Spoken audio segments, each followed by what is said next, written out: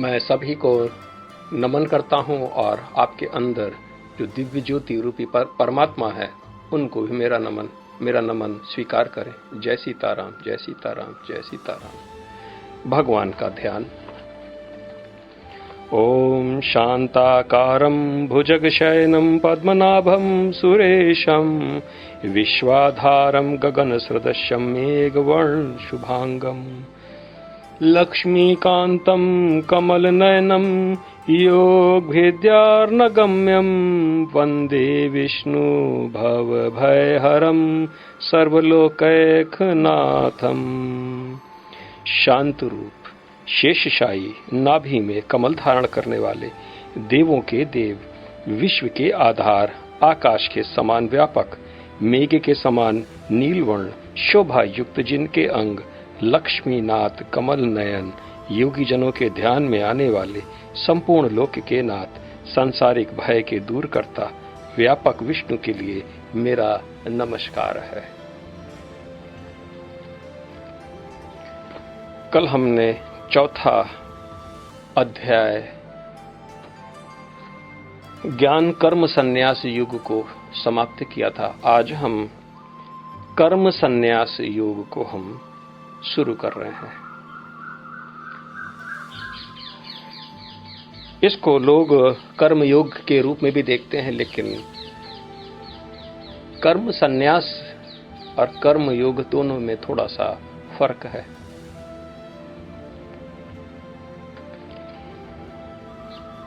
अर्जुन की संशय खत्म होने का नाम नहीं ले रहा है। वो पुनः भगवान श्री कृष्ण से कहते हैं।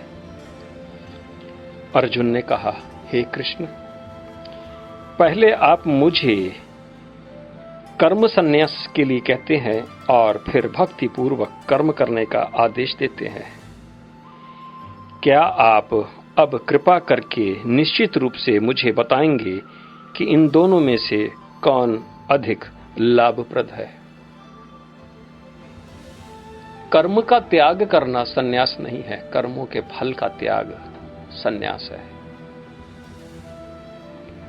और अपने निहित कर्म को, जिसको हम स्वधर्म के रूप में जानते हैं, स्वधर्म को करना, ये भगवान ने पहले दूसरे, तीसरे, चौथे अध्याय में लगातार अर्जुन को बताया कि अपने निहित कर्म का तुमको तो त्याग करना ही नहीं, केवल उसके प्रति जो फल के प्रति जो तुम्हारा आसक्ति है, जो फल के प्रति अनुराग है, उसको ही तुमको त्यागना है।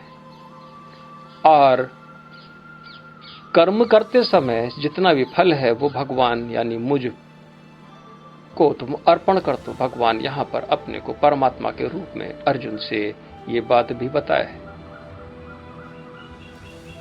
लेकिन अभी भी शंका है कि आखिर मैं करूं तो क्या करूं, क्योंकि दो दृष्टिकोण, एक सांख्य योग से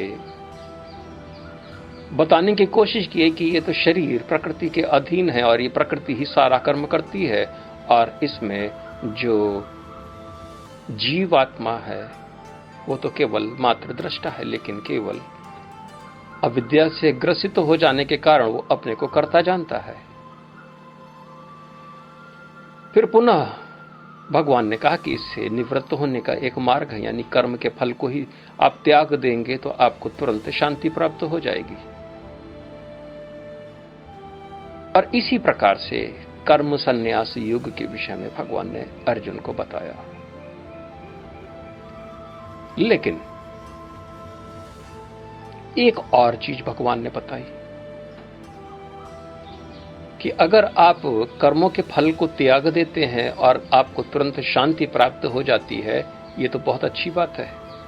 लेकिन अगर अगर आपने अपने को अधिदेव से जोड़ लिया तो आपको तुरंत आध्यात्मिक शांति की प्राप्ति हो जाती, क्योंकि ज्ञान का लगातार स्मरण करने से ही तो भाव की उत्पत्ति होती है, और भाव आप और भगवान के बीच में वही तो अनुराग है, वही भाव है जिसके कारण आप आगे बढ़ते जाते हैं।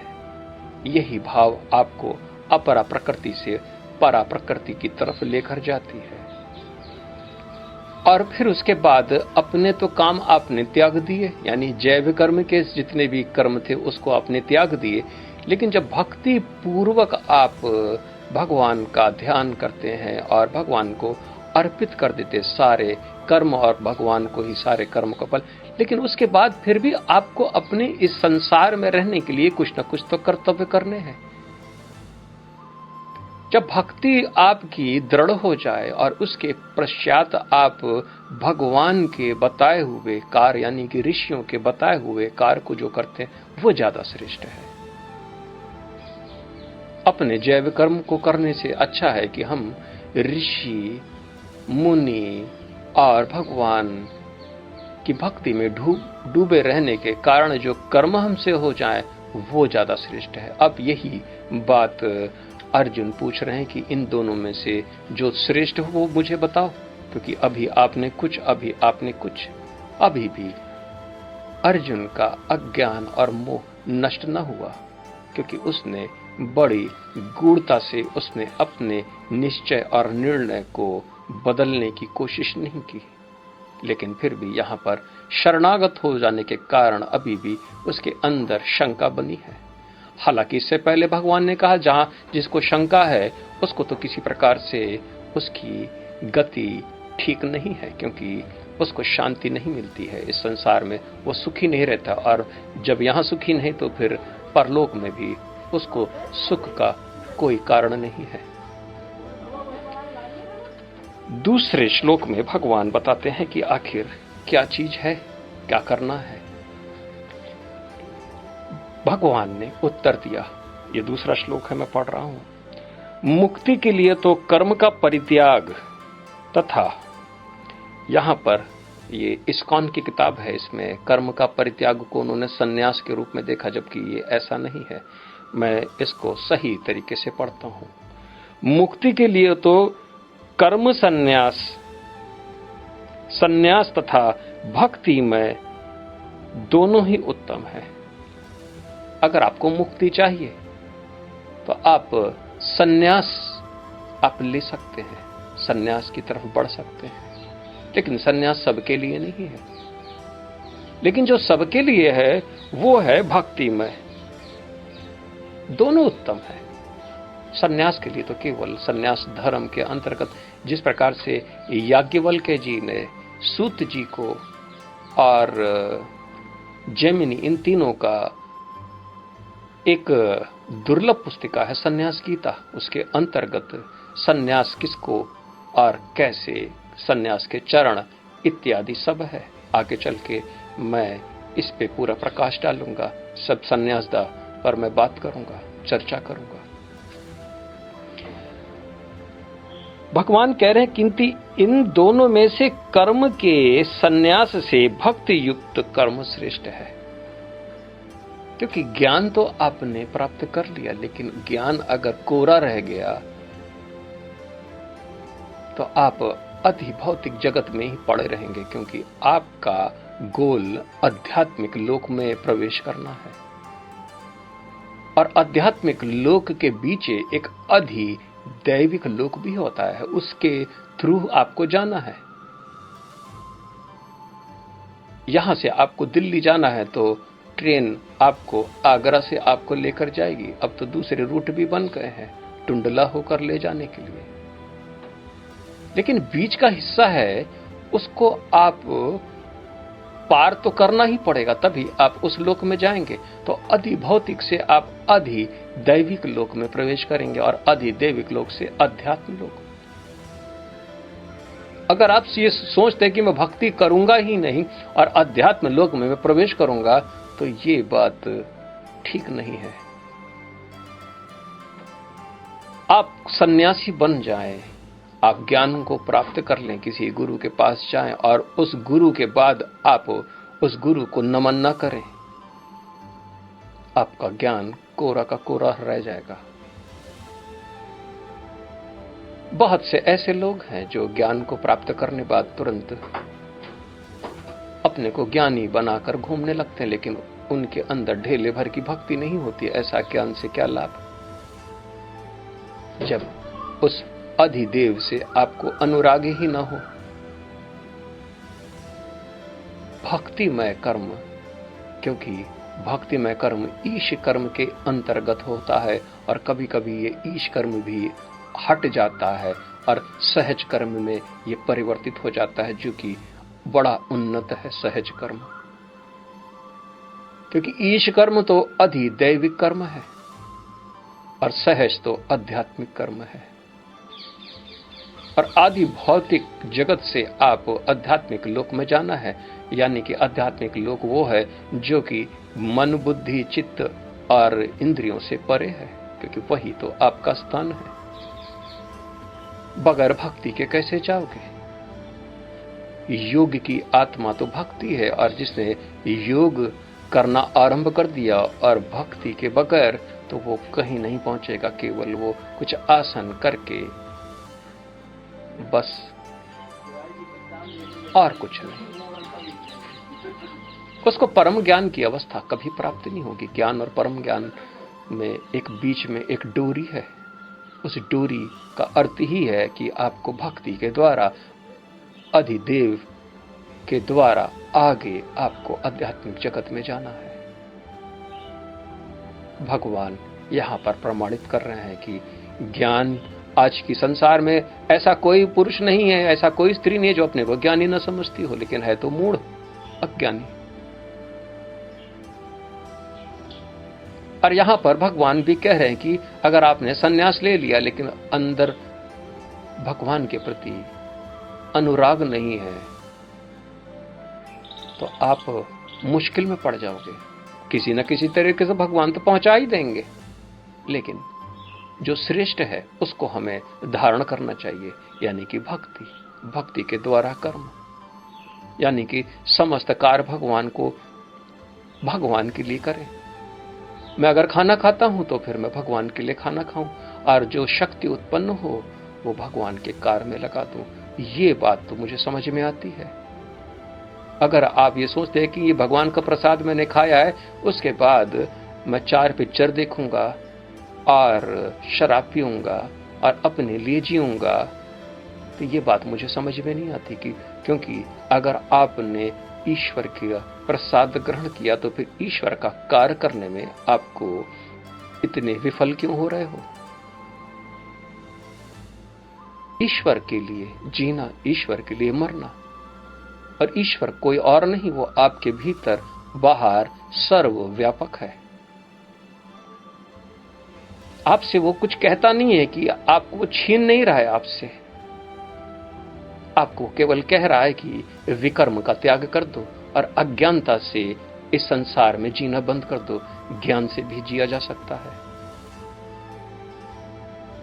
और आप मूढ़तावश अज्ञानता में ही रहना चाहते, जिद्द। ऐसा कहा जाता है कि 5 चिन्ह है मूढ़ पुरुष के,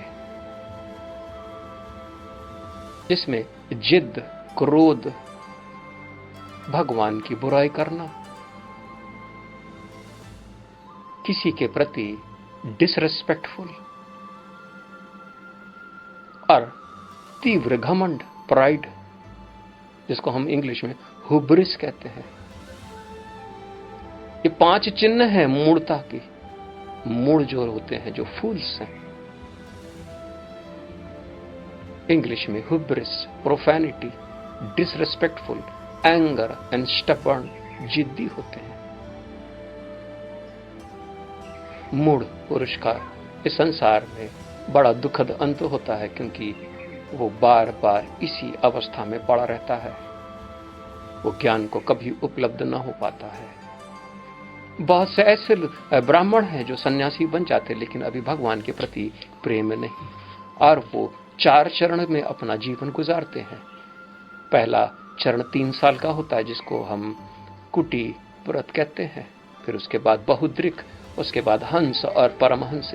ये 12 वर्ष, ये 12 वर्ष का वनवास ही है।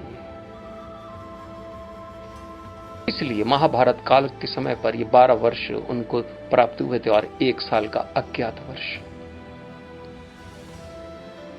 त्रेता युग में भी ये 12 वर्ष का ही था। राम को यही तो मिला था, 12 वर्ष और 2 वर्ष और कुल मिला के 14 वर्ष, उस वक्त शायद 14 वर्ष का हुआ करता था। जो बुद्धिमान हैं इसको एक्सेप्ट करते हैं, और वो मंत्र योग सबसे पहला मंत्र योग है जो कि जिसके अंतर्गत आप भगवान का भक्ति को डेवलप करते हैं, एक उस भाव को डेवलप करते हैं। तो अगर आपने सन्यास पहले ग्रहण कर लिया, उसके बाद आप मंत्र योग में लग गए, तो भी आप कुछ दिनों के बाद भक्ति आपके अंदर, क्योंकि भाव समाधि आपको प्राप्त होते नहीं कि आप भक्ति में जीवन जीना शुरू कर देते हैं। और वही आगे का चरण है बहुद्रिक, एक स्थान में न टिकने वाला ऐसा ब्राह्मण, क्योंकि उसको सारे प्रकार के अटैचमेंट छोड़ना है। मैं आगे बढ़ता हूं। तीसरा, भगवान कह रहे हैं जो पुरुष न तो कर्मफलों से घृणा करता है और न कर्मफल की इच्छा करता है, वह नित्य सन्यासी जाना चाहता है। हे महाबाहु अर्जुन, ऐसा मनुष्य समस्त द्वंद्वों से रहित होकर भव बंधन को पार कर पूर्णता मुक्त हो जाता है। भगवान मुक्ति की प्रशंसा कर रहे हैं और ऐसे पुरुष के लक्षण बता रहे हैं।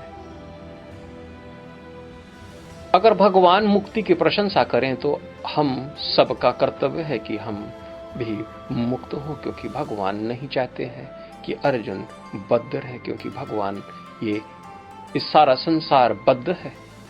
और भगवान धर्म को स्थापित इसलिए करते हैं ताकि आप इस बंधन से छुटकारा पाएं और उस परम धाम में आप प्रवेश करें जहां पर भगवान का नित्य स्वरूप वहां पर विराजमान है, जहां पर किसी प्रकार का कोई कुंठा नहीं है, केवल अपना स्वरूप है, परम कल्याण में, आनंद में। उसी को सच्चिदानंद स्वरूप बोला गया है। तो सन्यासी के लक्षण आप सुन लीजिए, क्योंकि सन्यासी कर्म करता है लेकिन उसका जो फल प्राप्त होता है उससे वो घृणा नहीं करता है कि हाय मैंने ये क्या कर दिया, क्योंकि उसको भली प्रकार से मालूम है कि ये तो कर्म उसके प्रकृति के द्वारा उत्पन्न हुए और उससे चाहे अच्छा हो चाहे खराब फल हो, उसको वो संतोष से ग्रहण करता है। ठीक है, हुआ मुझसे, मैंने ऐसा कर दिया और इसका परिणाम मेरे को प्राप्त हुआ, इसमें क्या बुराई है। तो ऐसा सन्यासी, लेकिन वो बड़ा धीर होता है, क्योंकि उसके लिए यश और अपयश कुछ भी नहीं, क्योंकि वो भगवान के लिए कर्म कर रहा है। तो उसके परिणाम अगर दुखद आ रहे हैं तो वो सोचता है कि चलो ये काम हमने किसी न किसी तरीके से कर ही तो दिया, अच्छा है, क्योंकि उसको तो मालूम है पहले से। ऐसे धीर पुरुष को सबसे पहले ही मालूम हो जाता है कि क्योंकि उनके अंदर तो इस प्रकार की सिद्धि पहले से होती कि आखिर ये कर्म करने से उसको फायदा होगा कि नहीं होगा, लेकिन फिर भी वो सब का त्याग करके वो अपने कर्म को करता है। आगे बढ़ता हूं मैं। अज्ञानी ही भक्ति पूर्ण कर्म को भौतिक जगत के विश्लेषणात्मक अध्ययन यानी सांख्य योग से भिन्न कहता है। जो वस्तुतः ज्ञानी है वो कहते हैं कि जो इनमें से किसी एक मार्ग का भली भांति अनुसरण करता है वह दोनों के फल प्राप्त कर लेता है। एक तरफ सन्यासी और एक तरफ भक्ति में जीवन जीने वाला, इन दोनों का स्वरूप लगभग एक जैसा है, लेकिन अज्ञानी के लिए ये दो अलग से जान पड़ते हैं। क्योंकि सन्यास तो केवल आदमी तभी लेता है जब उसके सारे कर्म पूर्ण हो गए, क्योंकि ये 16वां संस्कार है जो पहले से ही संतुष्ट हो चुका हो। अब कहता है कि अब कोई कर्म श्रेष्ठ नहीं रह गया, अब तो अपनी मुक्ति के साधन को हम उसमें प्रस्थान करें, और वो आगे बढ़ जाता है। और दूसरा, भक्ति पूर्ण कर्म करना। अज्ञानी के लिए ये दोनों अलग है। वो कहता है कि एक ये मार्ग है, एक दूसरा मार्ग है, लेकिन ज्ञानी कहता है अरे ये मार्ग एक ही है, दोनों से एक ही चीज आपको प्राप्त होगी। ये पहले का चरण है और ये दूसरे का चरण है।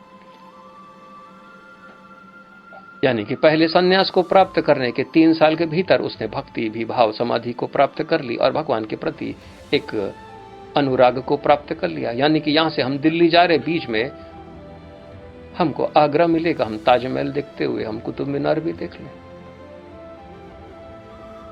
अगर कोई कहे कि कुतुब मीनार देखने के लिए आपको ताजमहल देखने की क्या आवश्यकता, बस ऐसा ही अज्ञानी होता है। वो कहता है या तो आप कुतुब मीनार देख लो या तो आप ताजमहल देख लो, और ज्ञानी कहता है कि रास्ते में मैंने ताजमहल भी देख लिया और आगे गंतव्य मैंने कुतुब मीनार को भी देख लिया। दोनों एक हैं। तो दोनों के फल को प्राप्त करना है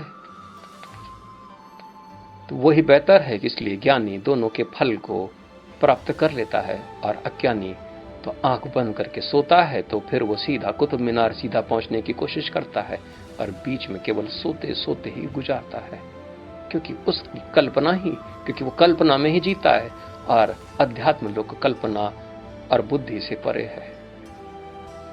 इसलिए ज्ञानी और अज्ञानी में बस केवल यही, वो अज्ञानी बार बार शंका करेगा क्योंकि उसको जाना ही नहीं है, इसलिए बीच में वो ढेर सारे ऐसे प्रश्नों का बुलबुला आपके सामने रख देगा कि आप उसको बार बार फोड़ते चले जाएं।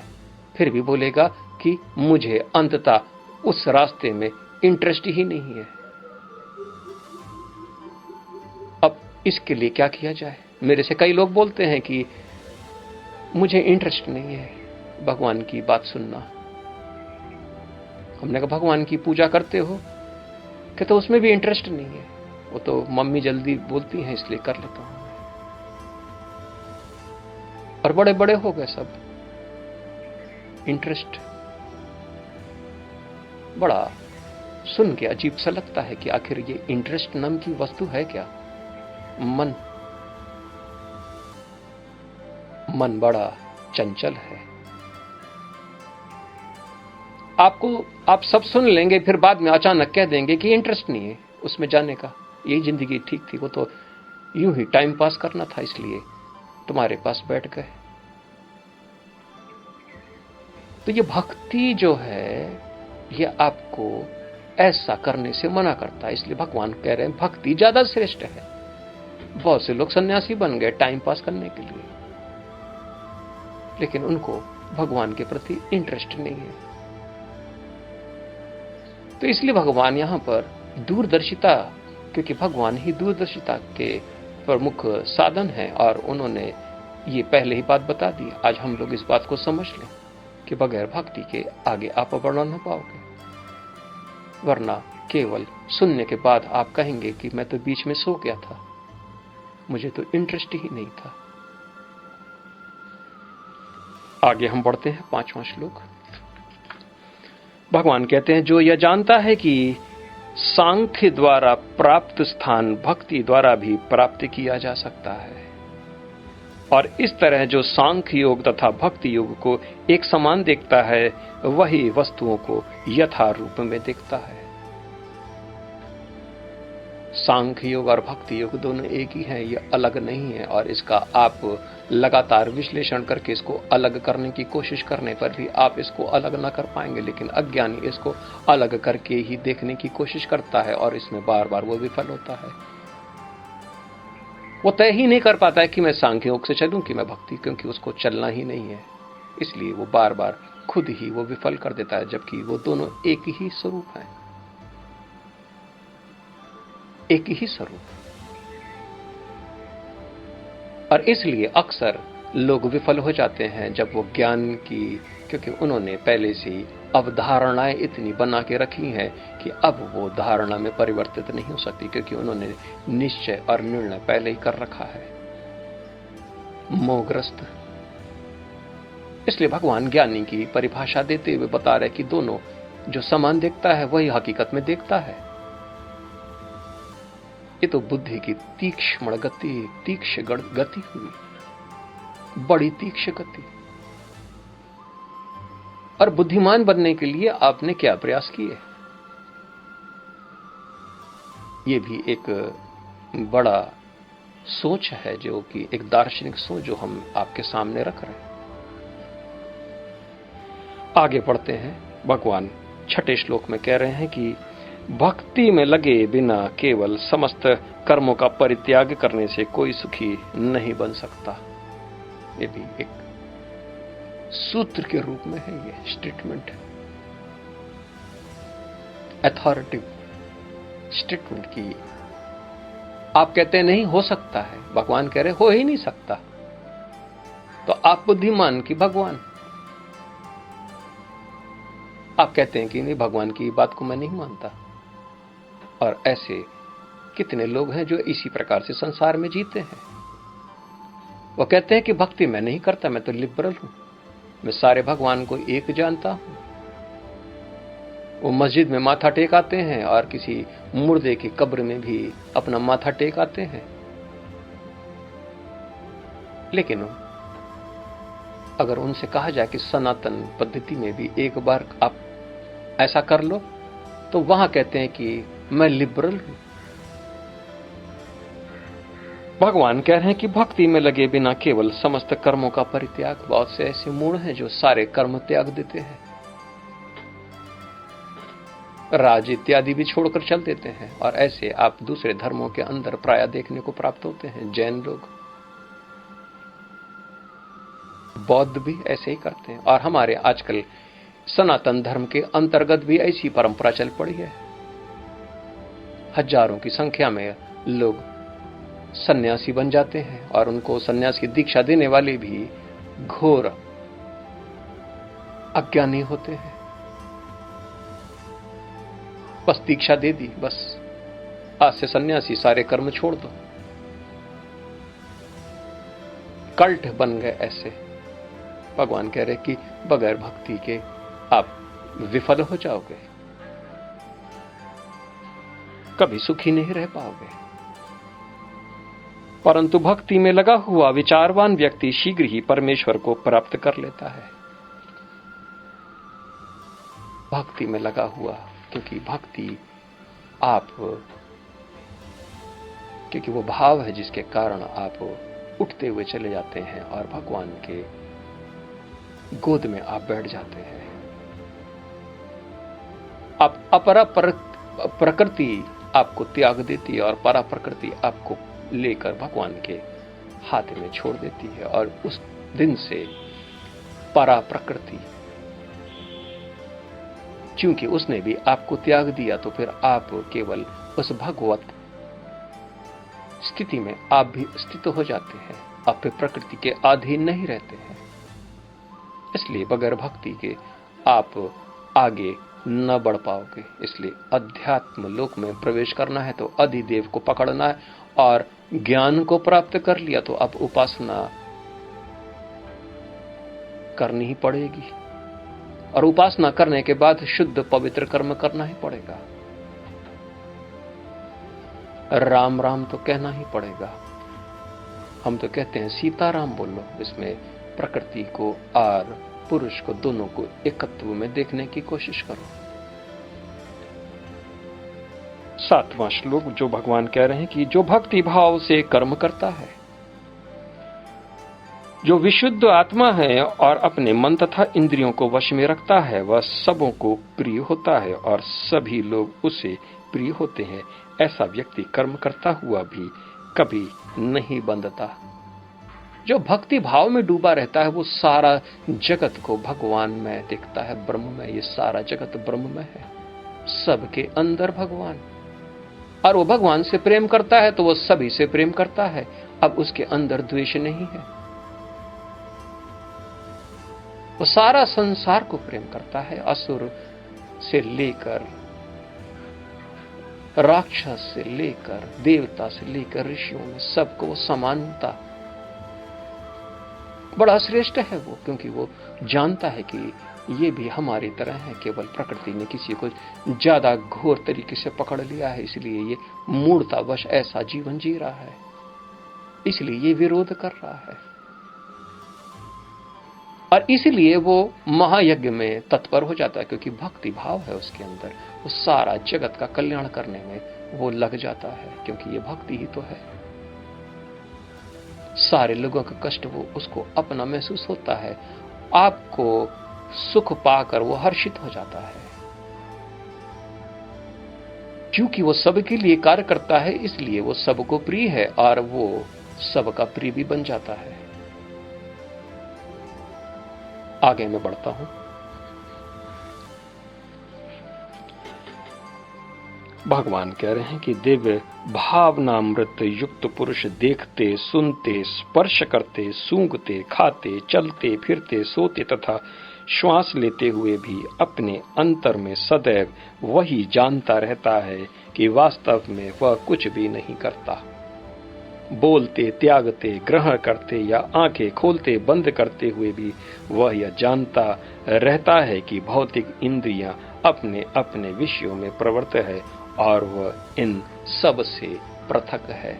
ये परम ज्ञान की अवस्था है, क्योंकि भक्ति द्वारा वो जब परम ज्ञान की अवस्था में पहुंच जाता है तो वो बंधन से मुक्त हो जाता है, और बंधन से मुक्त होते नहीं कि वो अपने को देह की जगह विधेय के रूप में देखता है। फिर वो कर्तापन से मुक्त हो जाता है, कर्म से मुक्त हो जाता है, विकर्म से मुक्त हो जाता है और अकर्म में स्थित हो जाता है। अब अकर्म करने वाले को फल न बांध पाएंगे, इसलिए वो मुक्त आत्मा, ये मुक्त आत्मा। भगवान यहां पर कर्मी श्रेष्ठ के सबसे ऊंचे लेवल को यहां पर बताने की कोशिश कर रहे हैं। ये एनलाइटमेंट है, प्रबुद्ध है। इसलिए वो अगर वो सारे संसार में सबका कत्लेआम कर दें तो भी कहेंगे कि मैंने कुछ भी नहीं किया, और उनको शोक भी प्राप्त न होगा। सबके साथ वो जुड़ जाए तो भी उनका जुड़ना नहीं होता है। वो आनंद में हर समय, क्योंकि वो भगवान के भाव के अमृत के अंदर भीतर वो प्रवेश कर चुके हैं। गॉड रियलाइज्ड है, वो सेल्फ रियलाइज्ड है। और जैसे भगवान महसूस करते हैं वैसे वो भी महसूस करना शुरू करते हैं, बस केवल इतना ही भाव। भगवान को जानना, उनके अंदर प्रवेश करना परम ज्ञान की अवस्था है। एक झटके के अंदर आप उसको प्राप्त करते हैं, और बगैर भक्ति के उसको आप प्राप्त नहीं कर सकते, क्योंकि भक्ति के द्वारा ही एक झटके में आप सारा एक फ्लैश के रूप में आप देख लेते हैं कि आप इन सब से अलग हैं। 10वां श्लोक में बढ़ता हूं मैं। जो व्यक्ति कर्म फलों को परमेश्वर को समर्पित करके आसक्ति रहित होकर अपना कर्म करता है, कल जैसे मैंने हाथ उठा के मैंने कहा, वैसे ही भगवान भी यहां बताने की कोशिश कर रहे हैं कि जो मनुष्य कर्म फल को भगवान को अर्पित कर देता है, सारे कर्म भगवान के लिए करता है, भगवान तुम प्रसन्न हो, और तुम्हारी प्रसन्नता का क्या कारण हो सकता है? मैं झूठता त्याग करता हूं, क्योंकि अगर इससे आप अप्रसन्न होते हैं तो फिर ये मैं कैसे कर सकता हूं? और वो झूठ का त्याग कर देता है, क्योंकि वो सब कार्य भगवान के लिए करता है। तो भगवान यहां पर यही बताने की कोशिश कर रहे हैं। ध्यानपूर्वक इसको सुने आप।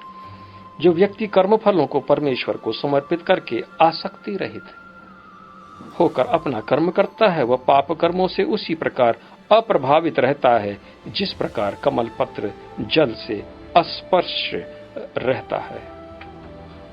यही तो हम आपसे कह रहे थे थोड़ी देर पहले कि वो सारे लोगों का कत्लेआम करने के बाद भी आप कहेंगे ये तो बड़ा पापी है, लेकिन किसी प्रकार से पाप उसको नहीं छूता है, क्योंकि यहां पर वो भगवान के लिए कार्य कर रहा है, क्योंकि भगवान ने उसको नियुक्त किया है, ये कार्य करो जाको। और ये ऐसे ही नहीं कि रात में आपने सपना देख लिया। कई लोग बोलते हैं कि माता काली आई थी और उन्होंने कहा था कि इस आदमी का गला काट दो, और मैंने गला काट दिया। ऐसे लोग भी हैं इस संसार में जो इस प्रकार से कहते हैं। आप उनकी बातों पे आ जाते हैं और उन्हीं को बड़ा भक्त मानने की कोशिश करते हैं, जबकि ये बात गलत है। भगवान को किसी से काम और भगवान को किसी प्रकार का किसी से क्या लेना देना। आपके कर्म भी भगवान के पास नहीं पहुंचते हैं। और भगवान क्यों किसी को नियुक्त करेंगे? अगर वो आपको नियुक्त करेंगे तो इससे अच्छा वो खुद ही अवतार लेके ना चले आए। आपको केवल स्वधर्म करना है और स्वधर्म के अंतर्गत उसका जितना भी कर्म है वो भगवान के लिए अर्पित कर देना है। बस केवल अपना स्वधर्म। आपके कोई भी कर्म भगवान के पास नहीं जाते हैं, वो तो केवल भक्ति भाव के द्वारा आपको ये कर्म प्राप्त होते हैं जो आप असाधारण धर्म के लिए आप तैयार हो जाते हैं। राजा दशरथ को भी देवताओं ने पुकारा था और वो देवताओं की सेना में शामिल होकर कई को साथ में लेकर उन्होंने एक बड़ा सा युद्ध जीता था। इसी प्रकार से राजा नहुष भी, इसी प्रकार से राजा राम भी। तो ये तो असाधारण कर्म हुआ, लेकिन यहां भगवान कह रहे हैं कि परमेश्वर को समर्पित करते बगैर आसक्ति के। इसी प्रकार से हमें बनना है। हम पुनः आगे बढ़ते हैं। योगी जन आसक्ति रहित होकर शरीर, मन, बुद्धि तथा इंद्रियों के द्वारा भी केवल शुद्धि के लिए कर्म करते हैं। अब भगवान ने यहां पर एक शब्द जोड़ दिया, योगी जन, यानी ऐसे लोगों को भगवान ने योगी की संज्ञा दी है। तो योगी कौन है? जो भक्ति भाव से भगवान और अपने को जोड़ रखा हो वही योगी है। जो जीवात्मा और परमात्मा के भेद को मिटा दिया है वही तो योगी है। अब योगी जन कर्म करते हैं, लेकिन वो आखिर कर्म क्यों करते हैं? क्योंकि उससे और पवित्र हो जाए। क्योंकि पवित्रता से ही पवित्र कर्म का अनुष्ठान हो सकता है। पवित्र चीज से ही आप पवित्र तत्व को प्राप्त कर सकते हैं। अगर आप पहले से ही अपवित्र हैं तो आप पवित्र तत्व को निर्माण नहीं कर सकते। Only from pure things pure manifestations can happen. और अज्ञानता के से कारण हम प्योर कॉन्शियसनेस पे कभी पहुंच ही नहीं सकते, क्योंकि वो इम्प्योर है। तो यहां पर ये योगी है, ये भी अपनी मन, बुद्धि, चित्त सबको भगवान पे समर्पित करने के बाद भी कर्म करता है, लेकिन केवल अपने को पवित्र और कर ले, और पवित्र और पवित्र, क्योंकि उसको उस आपदा के स्वरूप में भी भगवान के सानिध्य में रहना है। धर्म के 4 चरण पे उसको जाना है, इसलिए उसको और पवित्रता की आवश्यकता होती है। वो किसी से ईर्ष्या या द्वेष नहीं करता है।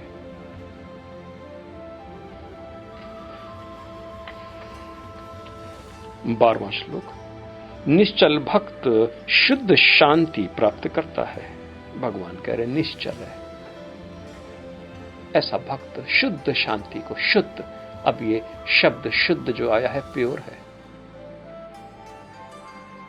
क्योंकि प्योरिटी से ही प्योर मैनिफेस्टेशंस हो सकते हैं।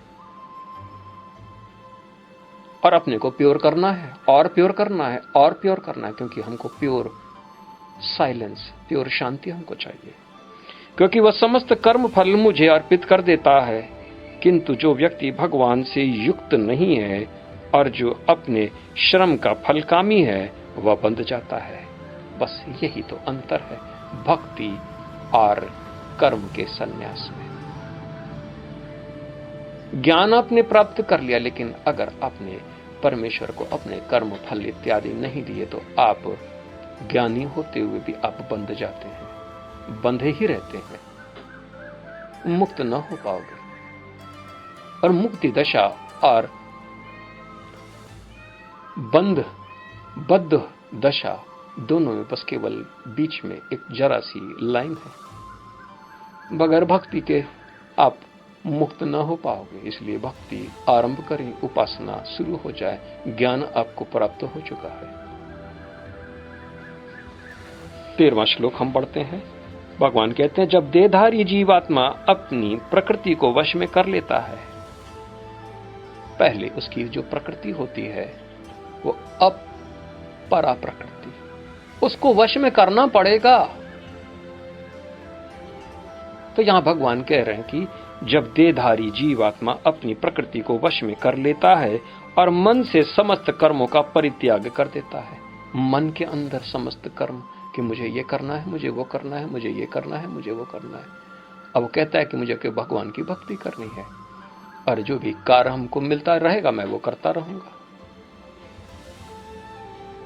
तब वो 9 द्वार वाले नगर यानी कि सिटी ऑफ 9 गेट्स यानी हमारा भौतिक शरीर में बिना कुछ किए कराए सुखपूर्वक रहता है। तो सुखी होने का ये सर्वश्रेष्ठ मंत्र है। अपनी प्रकृति को कर लो वश, इंद्रिय से सारे कर्म इत्यादि करने की चेष्टा यानी कि राग इत्यादि का त्याग कर दो, फिर आराम से ये शरीर के अंदर भी आप बड़े चैन से रहोगे, बगैर किसी ताप के शांति पूर्वक अपने अंदर ही उस शांति को अनुभव करोगे। आप ये सोचते होंगे ये आखिर कैसे होगा, भगवान बताएंगे, क्योंकि भगवान ने बताया है इस प्रकार से करना है। भगवान कह रहे हैं कि शरीर रूपी नगर का स्वामी देहधारी जीवात्मा न तो कर्म का सृजन करता है, न लोगों को कर्म करने के लिए प्रेरित करता है, न ही कर्म फल की रचना करता है। यह सब तो प्रकृति के गुणों द्वारा ही किया जाता है। भगवान ये पुनः बात कह रहे हैं कि जीवात्मा को ऐसा ध्यान हो जाता है क्योंकि मेरे द्वारा ये प्रेरित नहीं हो सकते हैं, न मैं इसके लिए उत्तरदायित्व हूं, न मैं किसी को कर्म करने के लिए बाध्य कर सकता हूं और न किसी को कह सकता हूं कि ये कर्म तुम त्याग दो, क्योंकि वो तो निमित्त है ही नहीं, क्योंकि ये तो प्रकृति का कर्म है। वो तो केवल दृष्टा मात्र से स्थित है अपने शरीर के अंदर। तो इसको प्रकृति के साथ अपने को वो जोड़ ले तो फिर ये खोकट उसको बार बार महसूस होती कि हाँ ये मैंने किया, मैंने उसको बोला था, उसने ना काम नहीं किया, बड़ा क्रोध करता है। लेकिन अब वो किसी से कुछ कहता ही नहीं कि तुमको ये कार्य करना है या नहीं करना है, क्योंकि अक्सर हम क्रोध में भर जाते हैं। अगर हम कहते हैं कि भाई ये वाला काम कर लो और वो नहीं करता है तो हम कहते हैं ये काम क्यों नहीं करते हो तुम। घर के अंदर, ऑफिस के अंदर और बाहर भी हम लोग ऐसी चर्चा करते रहते हैं कि बताओ हमने बाहर झाड़ू लगाई थी, अगले ने कूड़ा डाल दिया, बताओ उसको ऐसा करना चाहिए, जाओ अभी मैं जाके सिखा के आता हूं उसको। इसी प्रकार से हम लोग जीते हैं। लेकिन जो ज्ञानी होता है वो जान जाता है, समझ जाता है कि मेरे से कुछ भी नहीं होता, हम तो केवल दृष्टा है, ये तो प्रकृति है। और फिर जो प्रकृति जो करना चाहती है वो करती है और उसका वो साक्षी मात्र बना रहता है, इसलिए वो हमेशा आनंदित रहता है, अपने को जलाता नहीं, अपने को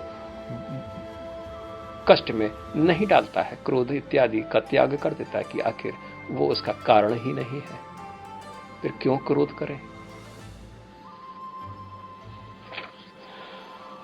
15वां श्लोक। परमेश्वर न तो किसी के पापों को ग्रहण करता है न पुण्यों को। ये तो हम पहले भी कह रहे थे आपसे। आप कुछ भी कर लीजिए लेकिन भगवान से इससे कोई लेना देना नहीं। किंतु सारे देहधारी जीव उस अज्ञान के कारण मोहग्रस्त रहते हैं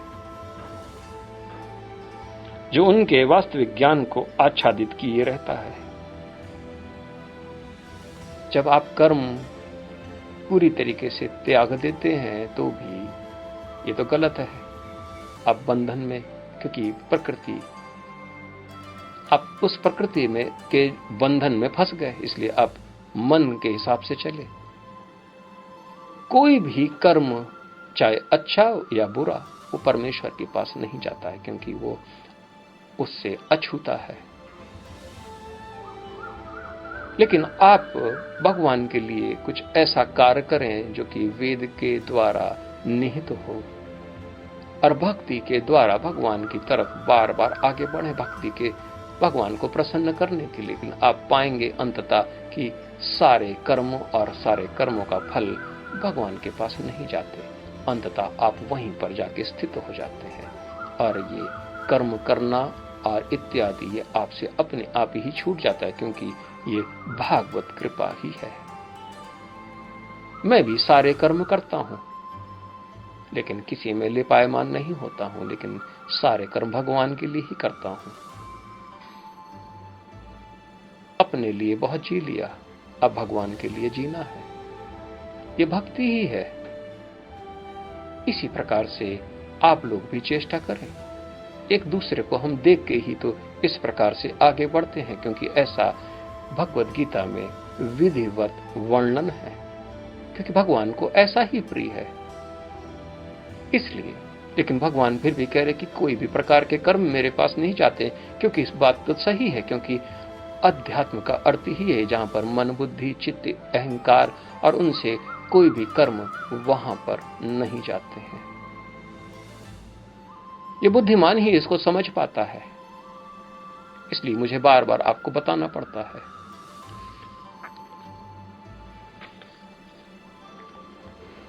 आगे मैं बढ़ता हूं।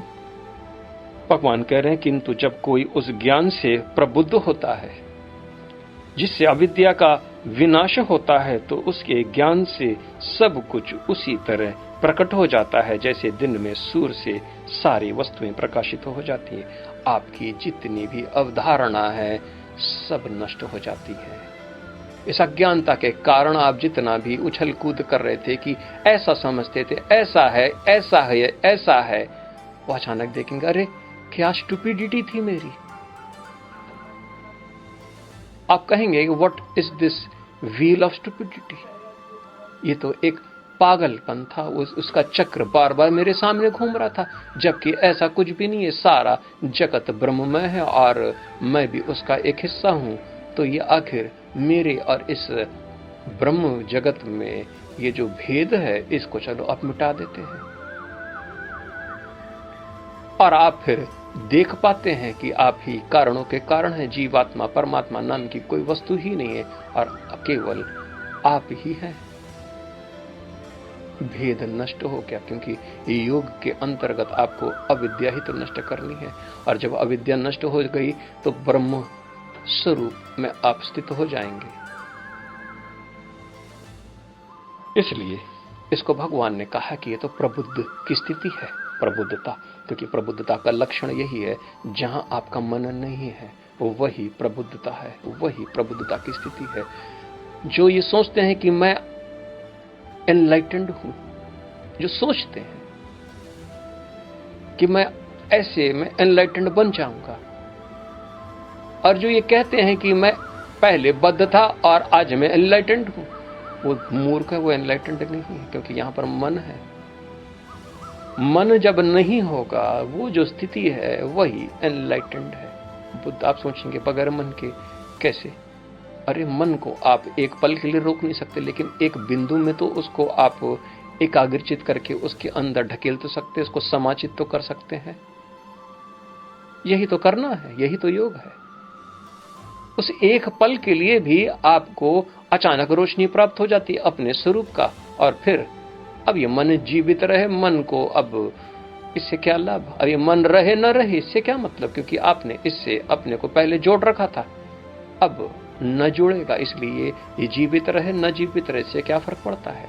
इसलिए जो प्रबुद्ध हो जाते हैं उनका शरीर, उनकी चेष्टा पहले जैसी रहती है, लेकिन वो मुक्त रहते हैं, अंदर उनको शांति का अनुभव होता है।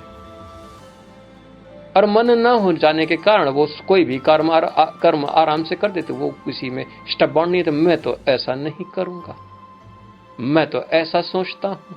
वो ऐसा कुछ भी नहीं सोचता है, वो मस्त रहता है। वो आपको बांधेगा नहीं कि आओ मेरे पास, मैं तुमको सबसे पहले बांध लूं 10 साल, 20 साल, 25 साल, फिर मैं आपको एक दिन ज्ञान दूंगा। ऐसा नहीं करता है वो,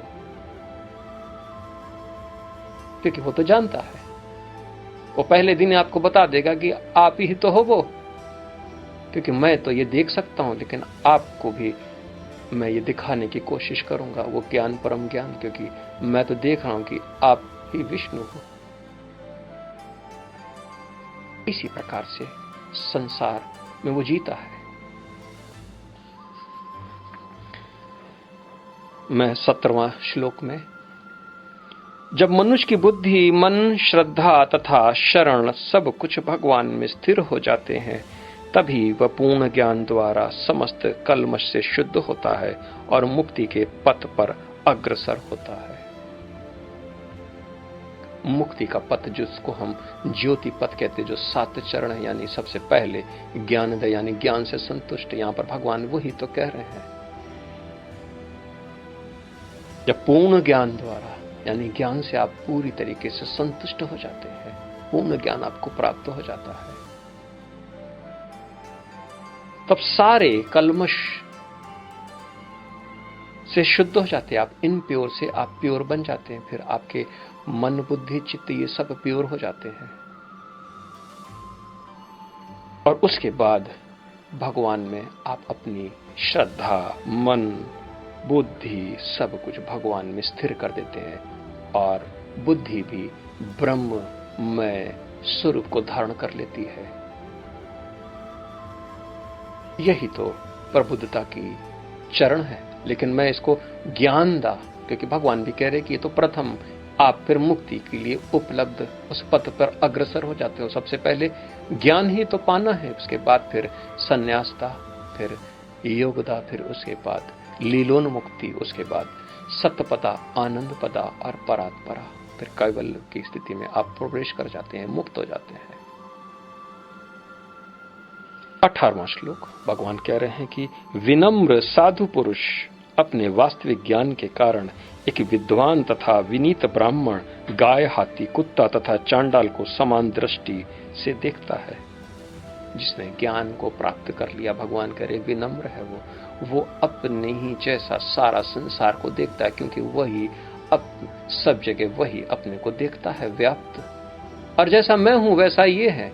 अब फिर वो पागल के अंदर भी वही अपना रूप देखता है और कहता है एक हाथी, गधा, घोड़ा और एक बुद्धिमान, सबके अंदर एक समान वो देखता है।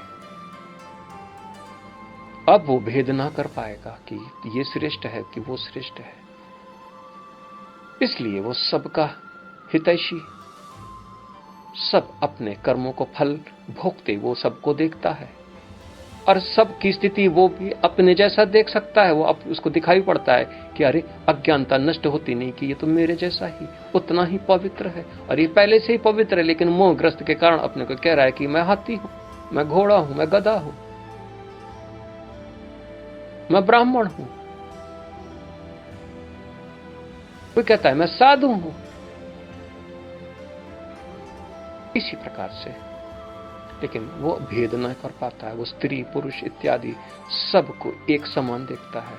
इस संसार में आप स्त्री को एक भोग की वस्तु हो सकता है देख सके, लेकिन ज्ञानी तो वो केवल अपना ही स्वरूप देखता है। और जब वो अपना स्वरूप देखता है तो फिर काम उसको प्रभावित नहीं करता है, काम उसको डस ही नहीं सकता है, क्योंकि वो अपने को ही देखता है। काम से वो निवृत्त हो जाता है, इसीलिए राग द्वेष से भी निवृत्त हो जाता है, और वो सबकी सम्मान करता है और सबका कल्याण करता है। और किसी का अपमान कैसे कर सकता है? वो किसी से द्वेष भी कैसे कर सकता है? किसी से ईर्ष्या कैसे कर सकता है? क्योंकि वो संभाव को प्राप्त हो गया। ये संभाव ही समाधि है, क्योंकि बुद्धि अब यहां पर स्थिर हो गई। समाधि में बुद्धि तो स्थिर होती है। धी माने बुद्धि, सम्मान माने सम माने बराबर, बुद्धि बराबर यानी उस लेवल में, यानी समानता भाव में स्थित हो जाए, इसी को समाधि कहते हैं। तो ऐसा भगवान कहते हैं कि वो विनम्र साधु पुरुष है। विनम्र, आपके सुख में वो हर्षित हो जाता है, आपके दुख में अपना दुख मानता है वो। 19वां श्लोक, जिनके मन एकत्व तथा समता में स्थित है, उन्होंने जन्म तथा मृत्यु के बंधन को पहले ही जीत लिया है। वे ब्रह्म के समान निर्दोष हैं और सदा ब्रह्म में ही स्थित रहते हैं। भगवान कह रहे हैं जिनका मन एकत्व, ओनली वन कैन एक्सिस्ट, यानी मन भी एकत्व में, यानी सारे प्रकार के देवी देवता उसको एक ही दिखाई पड़ते हैं, सारे संसार के जितने भी लोग हैं वो सब उसको एक ही दिखाई पड़ते हैं, और सारा जगत उसको केवल भगवान में दिखाई पड़ता है। और उसकी बुद्धि समत्व को प्राप्त हो गई बगैर ईर्ष्या के, वो सारे प्रकार के अब भगवान के लिए चाहे अब यहां रहें चाहे वहां वैकुंठ में रहें, क्या फर्क पड़ता है, सारा भगवान तो सार सब जगह वो देख तो रहा है। वो अब वैकुंठ जाके क्या करेगा, चाहे वो इधर रहे तो इधर ही वैकुंठ हो गया उसके लिए। तो वो इधर से नफरत नहीं करता है, कैसे करेगा, क्योंकि वो सारी दृष्टि में, अपनी दृष्टि में केवल भगवान को देख रहा है, और अपना रूप के अंदर भी वो भगवान को देखता है। जब वो शीशा देखने जाता है तो वो भी मुस्कुराता है, मुस्कुराता है, क्योंकि वो अपने अंदर भी अपना स्वरूप भी वही स्वरूप देखता है। क्योंकि यहां पर जीवात्मा का भेद वो नष्ट करके उस परमात्मा तत्व में अपने को ये जानता है कि मैं वही कारण हूं। वो उसी दिन मुक्त हो गया, लेकिन फिर भी जैसे आप रहते हैं वैसे वो शरीर में वैसे ही रहता है। वो आपको धोखा नहीं देता है, ना आपको बंधन में बांधता है, वो पहले दिन ही आपको मुक्त कर देगा, क्योंकि वो अपने को और जगत को ब्रह्म में जानता है, इसलिए वो ब्रह्म में स्थित है। ऐसे पुरुष या ऐसी स्त्री अगर आपको कहीं मिल जाए तो आप जिस नाम से उसकी उपासना करोगे वही स्वरूप के दर्शन आपको हो जाएंगे, और वो उसके उसी देवता के फल वो आपको दे सकता है। इसलिए भगवान ने पहले ही कहा थी, ऐसे समदर्शी को आप विनम्र होकर उसके पास जाएं, सेवा करें, और जिज्ञासु होकर उससे आप प्रश्न पूछें, क्योंकि उसने सत्य का स्वाद ले चुका है तो वो निश्चित ही आपको भी वो सत्य देने में सामर्थ्य है और वो प्रकट कर सकता है। आज मैं यहीं पर 19वां श्लोक को समाप्त करके मैं आपसे विदा ले रहा हूं। कल पुनः मैं 20वां श्लोक से मैं इसको शुरू करूंगा, अध्याय 5 20वां श्लोक से।